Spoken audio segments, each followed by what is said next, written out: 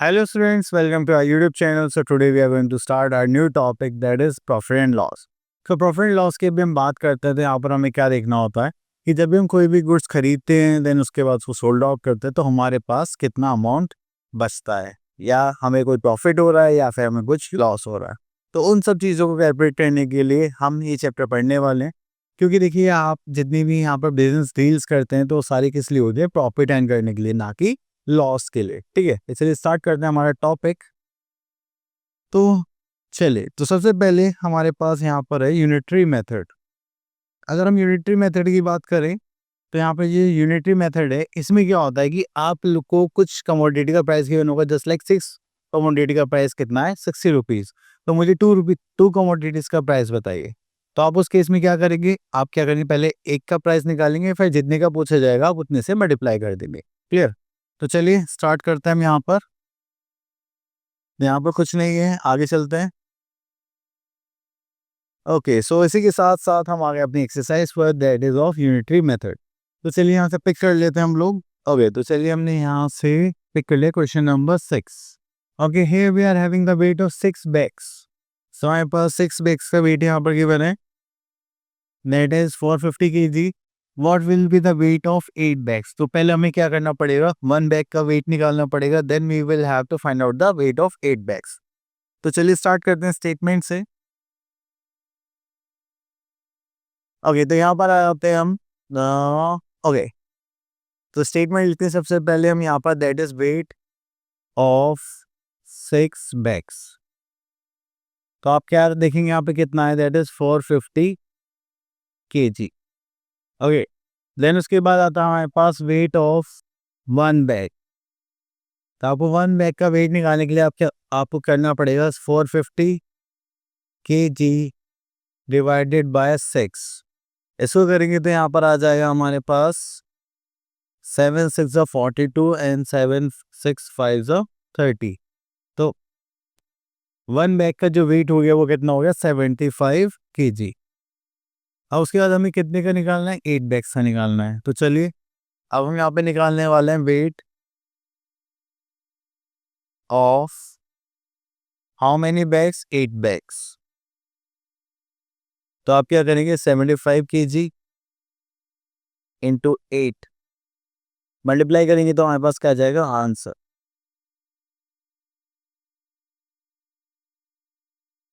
So we are having 600 kg as a answer. Clear? चलिए और देखते हैं और कुछ है क्या यहाँ पर डिफरेंट। ओके, तो आपके पास सेम इसी टाइप के क्वेश्चन है तो आप इनको अच्छे से कर सकते हैं। हम चलते हैं अब नेक्स्ट टॉपिक की तरफ, that is profit and loss. So profit and loss में हमारे पास कुछ टर्म्स है, उनको देखते हैं सबसे पहले।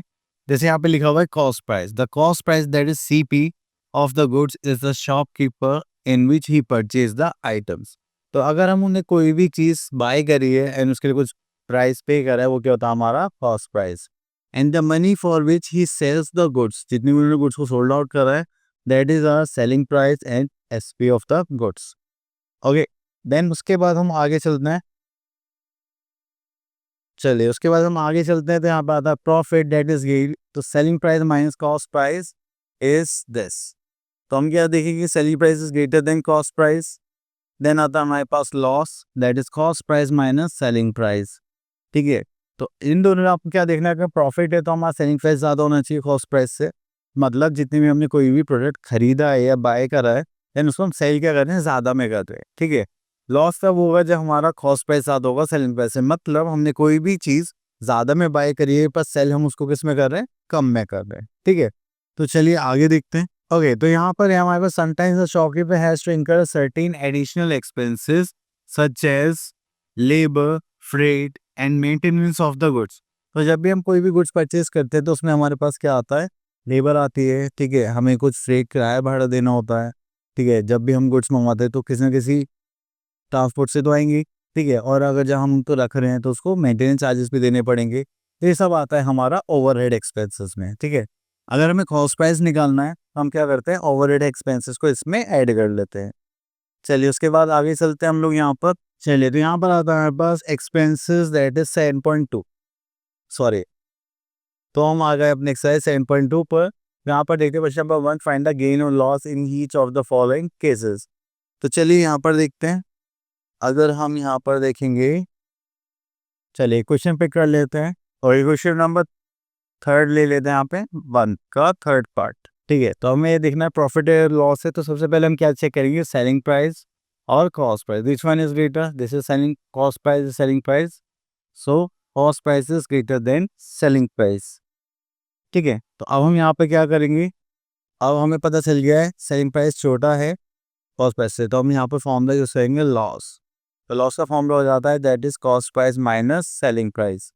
सो cost price we are having 300.75, selling price is 250। इनको सब्ट्रैक्ट करेंगे तो हमारे पास आ जाएगा ₹50.75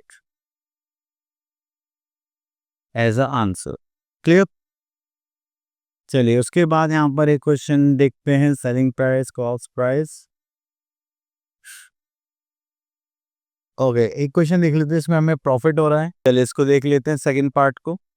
चलिए यहाँ पे आते हैं that is cost price equals to this and selling price equals to this. तो हमने यहाँ पे देखा कॉस्ट प्राइस और सेलिंग प्राइस। तो कॉस्ट प्राइस और सेलिंग प्राइस की बात करें तो सेलिंग प्राइस हमारा ज़्यादा है, तो इस बार हमें क्या हो रहा है, प्रॉफिट। अगर हम प्रॉफिट की बात करेंगे तो उसका फॉर्मूला हो जाएगा हमारे पास selling price minus cost price. तो सेलिंग प्राइस देखेंगे हमारे पास कितना है, 200 and cost price is 179.25। now जब इनको सब्ट्रैक्ट करेंगे तो आपके पास कितना आ जाएगा, 20.75। क्लियर। चलिए आगे चलते हैं। चलिए तो यहाँ से क्वेश्चन पिक कर लेते हैं हम। यहाँ पे आते हैं क्वेश्चन नंबर 4। चलिए तो यहाँ पे लिखा है shopkeeper purchase a sofa set for ₹2530। तो यहाँ पे परचेज वैल्यू गिवन है and he spend ₹50 on labour to bring to his shop and he sold the sofa set for this, find his gain और लॉस परसेंट। ओके, तो यहाँ पे purchase value given है और यहाँ पे लेबर चार्जेस गिवन है। ओके, तो हम यहाँ पे निकालने वाले cost price of sofa set. वो कैसे निकालेंगे, परचेज वैल्यू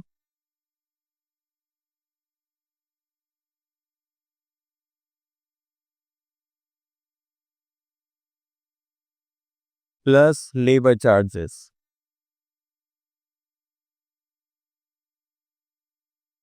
ठीक है, तो यहाँ पर हमारे पास परचेज वैल्यू जो है वो है ₹2530 and labour charges are I think ₹50। इनको ऐड करिए तो हो जाएगा 2580। क्लियर। देन उसके बाद हमारे पास आ गया है यहाँ पर selling price of sofa set. चलिए दैट इज 2710। तो यहाँ पर हमें गिवन है selling price of sofa set that is ₹2710। ठीक है, और अब हमें यहाँ पर फाइंड आउट करना है cost price of sofa set, that is cost price of sofa set. ठीक है, इसको करेंगे तो यहाँ पर आ जाएगा 2710 माइनस 2580। इनको सेपरेट करेंगे, सॉरी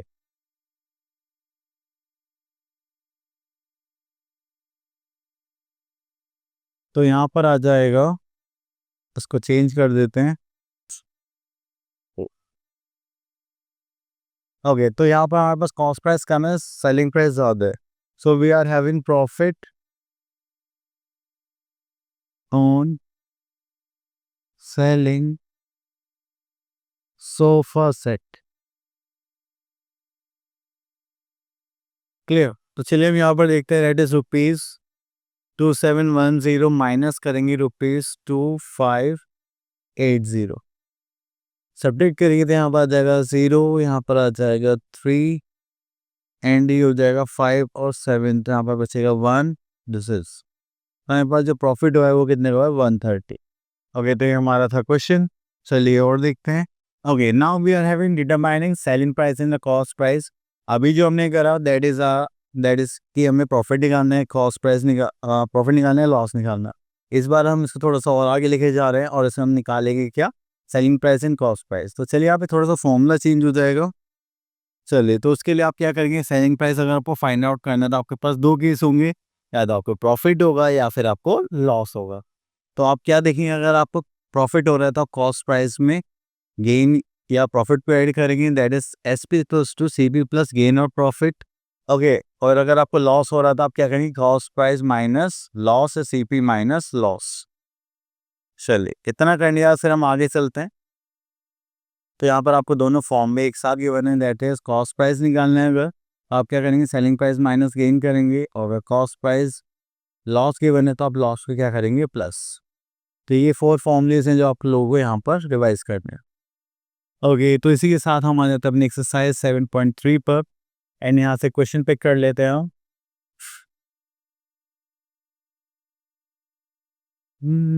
चलिए क्वेश्चन नंबर सेकंड करते हैं, फर्स्ट एंड सेकंड कर लेते हैं, ठीक है, तो थोड़ा सा क्लियर हो जाएगा। ओके, तो यहाँ पर आता है हमारे पास कॉस्ट प्राइस गिवन है, सेलिंग प्राइस हमें नहीं पता, प्रॉफिट गिवन है, लॉस पता है। देखिए, प्रॉफिट हुआ है तो हमें कॉस्ट प्राइस और सेलिंग प्राइस से निकालना पड़ेगा। तो चलिए हम यहाँ पे निकालते हैं selling price, that is cost price plus profit. Okay, तो यहाँ पे कॉस्ट प्राइस है हमारे पास 256.50, एंड जो हमारा प्रॉफिट है दैट इज 45.25। इसमें करेंगे तो यहाँ पर आ जाएगा हमारे पास just like 0.755 plus 6 is 1, carry का 1 दैट इज 0, कैरी का 1 दिस इज 3। तो हमारे पास सेलिंग प्राइस हो गया 301.75। क्लियर। चलिए, अब इसको साइड में कर देते हैं।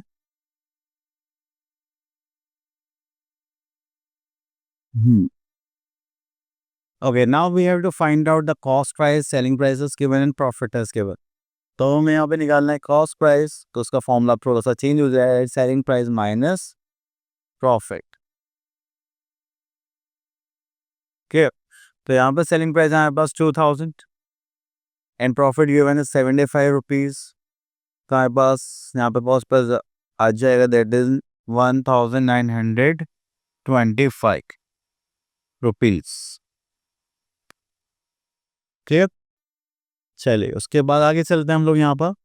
Then question number 2 fill in the blanks type question से हम यहाँ से पिक कर लेते हैं दिस वर्ड। कॉस्ट प्राइस हमें फाइंड आउट करना है और सेलिंग प्राइस की, तो उसमें से क्या माइनस करें जो कॉस्ट प्राइस आ जाए। तो आप क्या बोलेंगे, सर आप प्रॉफिट माइनस कर दीजिए। ठीक है, ये फॉर्मूला हम डिस्कस कर चुके हैं। चलिए, उसके बाद यहाँ पे कुछ वर्ड प्रॉब्लम टाइप क्वेश्चन है, यहाँ से पिक कर लेते हैं। ओके, तो हम यहाँ से ले लेते हैं क्वेश्चन नंबर 7। ओके, यहाँ पे गिवन है, a man bought an old van for ₹75,000 spent this on its repair. After 1 month he sold this man for this, and we have to find out the gain or loss percent. तो चलिए इसको हम easily कर सकते हैं। तो चलिए हमें यहाँ पे क्या निकालना है, that is cost price of van, जो हमें कैसे निकालना पड़ेगा, तो जितने उन्होंने परचेस करा है वो प्लस और जितने उन्होंने स्पेंड करेंगे वो, इन दोनों को ऐड ही करेंगे तो हमारे पास आ जाएगा 7, हाँ sorry, 0,505 plus 3 is 8 and this is 9, so we are having 79,050 rupees. Then उसको हमने सेल कर दिया, तो सेल करने में हमारे पास क्या आता है, सेलिंग प्राइस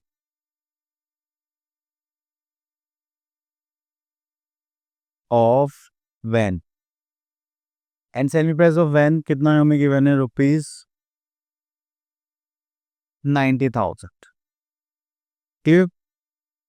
देन इसके बाद हमें क्या निकालना है, गेन एंड लॉस परसेंट। चलिए, तो हमें यहाँ पे दिखाई दे रहा है कि हमारे पास जो सेलिंग प्राइस है वो ज़्यादा है, किससे? कॉस्ट प्राइस से। तो हम यहाँ पे क्या निकालेंगे? गेन इक्वल्स टू, तो यहाँ पर आ जाएगा हमारे पास 10 lakh selling price minus cost price. तो चलिए हमारे पास सेलिंग प्राइस हो गया यहाँ पर 90,000 माइनस कॉस्ट प्राइस देखेंगे तो यहाँ पर आ जाएगा 79,050। ठीक है, चलिए इसको ऊपर करते हैं। तो यहाँ पर माइनस करेंगे तो हो जाएगा 10,950 as a profit. Clear? Okay, तो चलिए हम आगे चलते हैं। एक क्वेश्चन इसमें ये वाला कर लेते हैं क्योंकि हमने इसी टाइप के क्वेश्चंस देखे हैं। यहाँ पर क्वेश्चन नंबर 10 वो कर लेते हैं। ओके, तो यहाँ पे ये है ना, Aman sold a table for 950 and suffered a loss of 75 rupees, find the cost price. तो देखिए यहाँ पे आपको क्या गिवन है? Selling price